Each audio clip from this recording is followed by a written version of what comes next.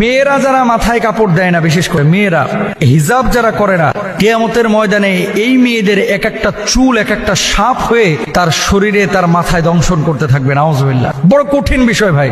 নামাজ পড়া ফরজ, রোজা করা ফরজ, হজ করা ফরজ, যাকাত দেওয়া যেমন ফরজ, পর্দা করা ছেলেদের এবং মেয়েদের তেমনই ফরজ।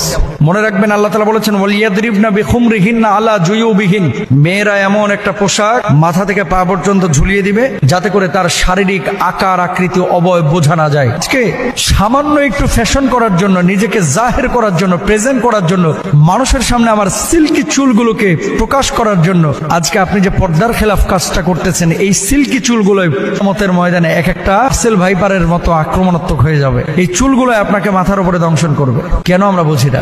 ছেলেরা এবং মেয়েরা দুপক্ষকে পর্দা করতে হবে, চোখটাকে অবনমিত রাখতে হবে। মেয়েদের পর্দা হচ্ছে গোটা শরীর, ছেলেদের পর্দা হচ্ছে বুক থেকে নিয়ে নাভিকে নিয়ে।